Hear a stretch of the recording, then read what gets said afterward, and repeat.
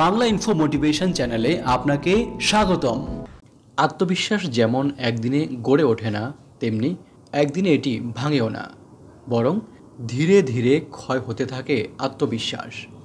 প্রাত্যহিক জীবনে এমন কিছু জিনিস রয়েছে যা নিয়মিত করতে গিয়ে মনের অজান্তে চির ধরে নিজের আত্মবিশ্বাসে।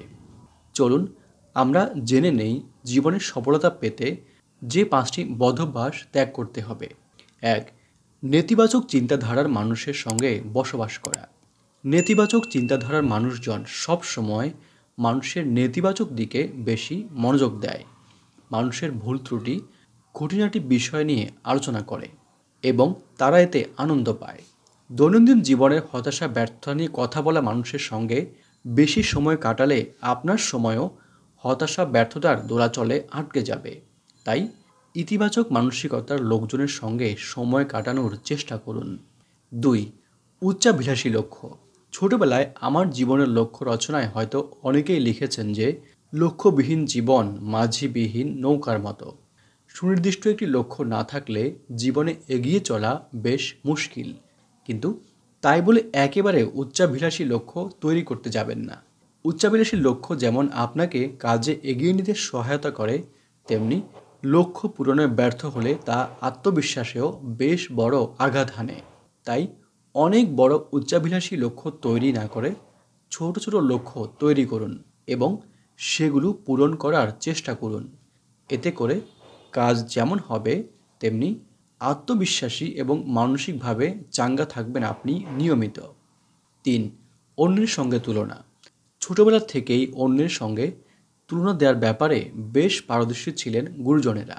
এতে ছোটবেলা থেকেই সবার মনে অন্যকে ছাড়িয়ে যাওয়ার মানসিকতা বাসা বাঁধে, বড় হয়ে যা প্রভাব ফেলে ব্যক্তি এবং কর্মজীবনে। মনে রাখবেন, সবার জীবন একভাবে এগোয় না, প্রত্যেকের জীবন প্রত্যেকের থেকে আলাদা। তাই তুলনা হওয়া উচিত কেবল নিজের সঙ্গে।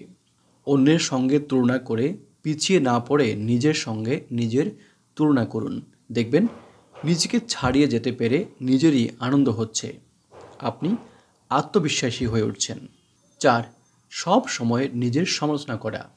আত্মসমালোচনা গুরুত্বপূর্ণ। নিজের কাজে উন্নতি করতে চাইলে আত্মসমালোচনার কোনো বিকল্প নেই।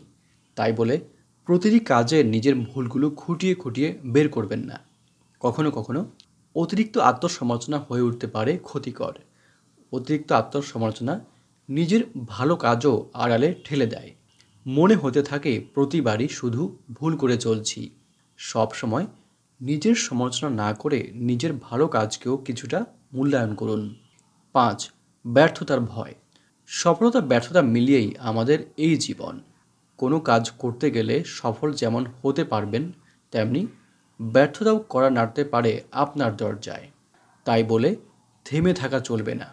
ব্যর্থতার ভয় না পেয়ে সামনে থাকা চ্যালেঞ্জগুলো মোকাবেলা করুন শক্ত হাতে। জীবনের সফলতা পেতে যে 5টি বদঅভ্যাস ত্যাগ করতে হবে, এ নিয়ে সাজানো আজকের পর্বটি আমরা এখানেই শেষ করছি। এ ধরনের ভিডিও আরও দেখার জন্য আমাদের এই চ্যানেলটি সাবস্ক্রাইব করার জন্য আপনাদের প্রতি বিশেষভাবে অনুরোধ করছি। আপনারা যেখানেই থাকবেন অনেক ভালো থাকবেন। ধন্যবাদ।